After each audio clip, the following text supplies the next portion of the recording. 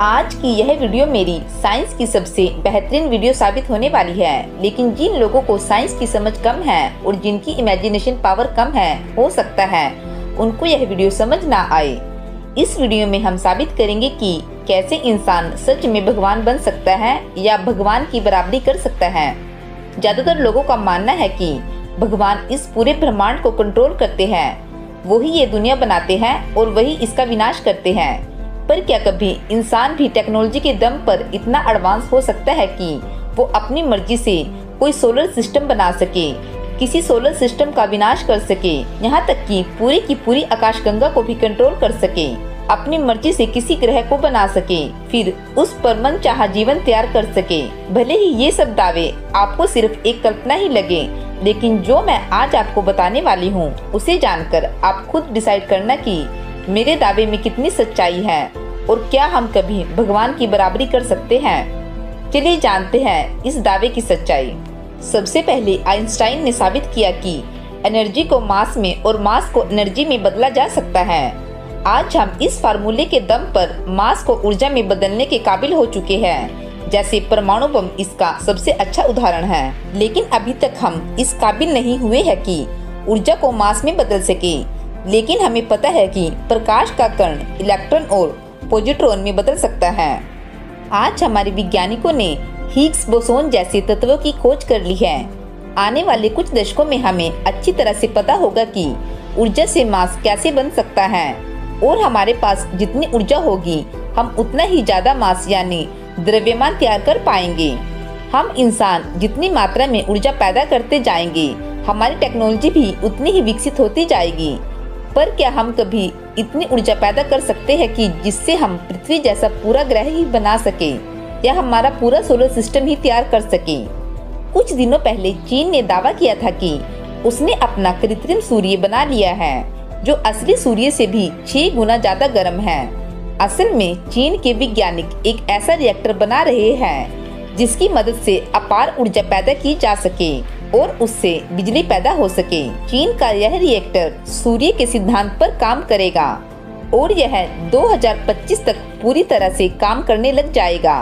यानी हमारे वैज्ञानिक इस काबिल हो चुके हैं कि वो हमारे सूर्य जैसा एक छोटा सा सूर्य बना सकते हैं जो उसी के सिद्धांत पर काम करे।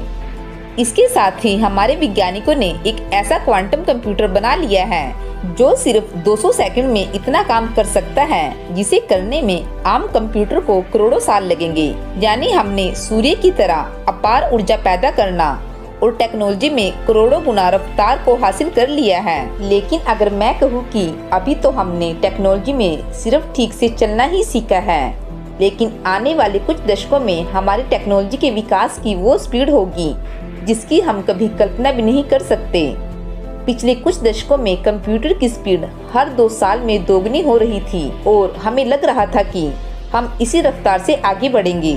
लेकिन हमारे वैज्ञानिक एकदम से क्वांटम कंप्यूटर लेकर आ गए, जिससे कंप्यूटर की स्पीड एकदम से करोड़ों गुना बढ़ गई। लेकिन जब इन क्वांटम कंप्यूटर का उपयोग कृत्रिम बुद्धि के विकास के लिए किया जाएगा तो सिर्फ 10 से 15 सालों में ही कृत्रिम बुद्धि इंसानों को पछाड़ देगी। हालांकि अभी भी क्वांटम कंप्यूटर हमसे कई मामलों में बहुत आगे है। इंसानों के दिमाग की सीमाएं हैं, लेकिन कृत्रिम बुद्धि की कोई सीमा नहीं होगी। आने वाले 50 सालों में ही कृत्रिम बुद्धि हमसे हजारों गुना भी तेज हो सकती है और 100 सालों में लाखों गुना भी। क्वांटम कंप्यूटर के आने के बाद सब कुछ संभव लगने लगा है।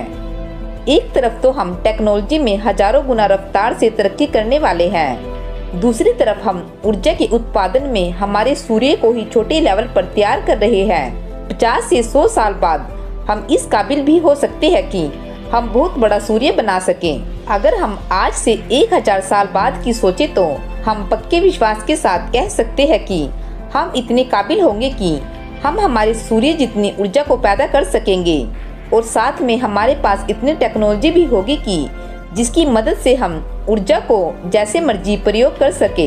हम चाहे तो स्पेस में कहीं भी एक सूर्य का निर्माण कर सके या पूरे ही सौर मंडल को तैयार कर सके। सुनने में भले ही यह अजीब लग रहा है, लेकिन यह हकीकत में हो सकता है।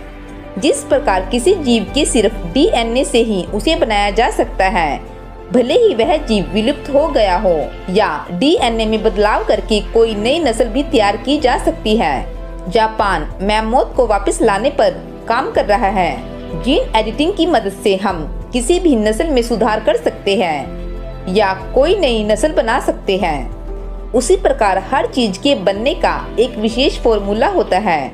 हमारे ग्रह, सितारे और सभी आकाशगंगाओं के बनने का भी एक विशेष फॉर्मूला होगा। जैसे किसी ग्रह को बनने के लिए कितनी ऊर्जा की जरूरत होगी, कितना टेम्परेचर चाहिए और कौन कौन से तत्व किस मात्रा में तैयार करने हैं इत्यादि। अगर हम ये सारी बातें जान लेंगे तो हम कोई भी ग्रह या सितारे का निर्माण कर सकेंगे। चीन के वैज्ञानिकों ने कृत्रिम सूर्य को बनाकर वाकई में हमें यह रास्ता दिखाया है कि भविष्य में हम अपना पूरा का पूरा सोलर सिस्टम भी बना सकेंगे।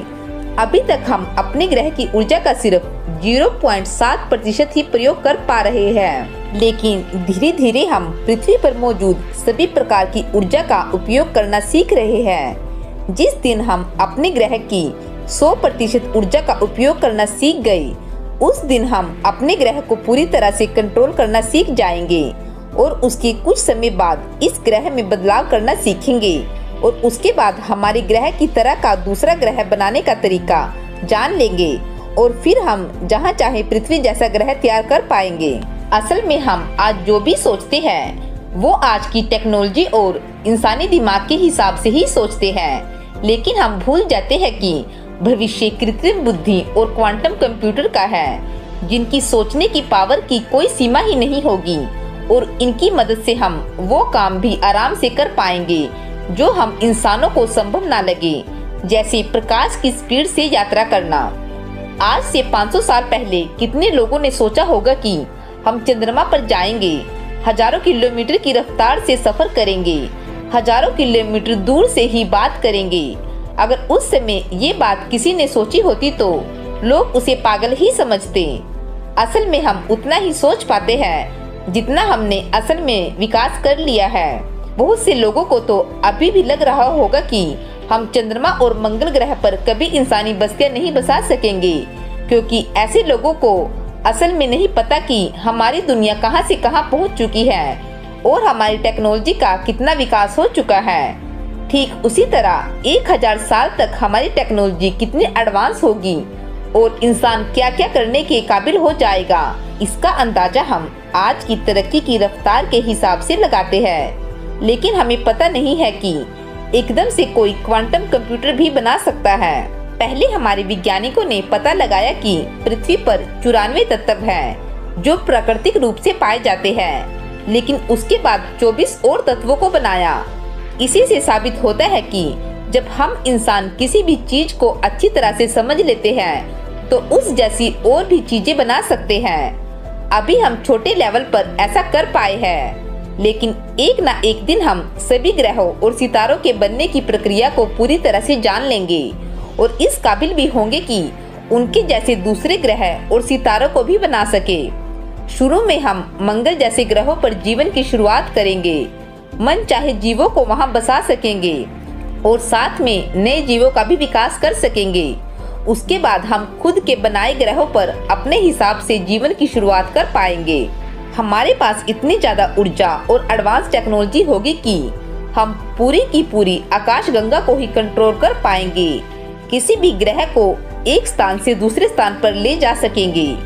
अगर हम यह सब करने में काबिल हो गए तो आप खुद ही बताओ कि क्या इंसान किसी भगवान से कम होगा, क्योंकि ये सब वो काम है जो अभी हम इंसान नहीं कर सकते और हमारा सोचना है कि इतने बड़े और नामुमकिन काम सिर्फ भगवान ही कर सकते हैं। पर जैसा कि मैंने समझाया है कि एक दिन इंसान भी कृत्रिम सूर्य और ग्रह का निर्माण करेगा और पूरी आकाशगंगा तक को कंट्रोल कर लेगा, तो क्या सच में यह इंसान को भगवान की तुलना में लाकर नहीं खड़ा कर देगा? जिस प्रकार श्री कृष्ण जी ने ब्रह्मा को दिखाया था कि इस दुनिया के अलावा और भी बहुत सारी दुनिया है और उनको बनाने वाले और भी ब्रह्मा हैं, उसी प्रकार इंसान एक दिन बहुत सारे ब्रह्मांड की रचना करेंगे और उन्हें कंट्रोल करेंगे। उस समय इंसान को ही क्रिएटर कहा जाएगा, यानी कि सृष्टि के रचयिता। और जिस हिसाब से हमने क्वांटम कंप्यूटर से स्पीड पकड़ी है और कृत्रिम सूर्य को बनाया है, उससे हम 1000 साल बाद यह सब सच होने की उम्मीद कर ही सकते हैं। फ्रेंड्स, हमें कमेंट करके जरूर बताइए कि आपकी इस बारे में क्या राय है और हमारी वीडियो को लाइक और शेयर करना ना भूलें। अगर आप हमारे चैनल पर नए हैं तो प्लीज़ हमारे चैनल को जरूर सब्सक्राइब कर लें। Thanks for watching.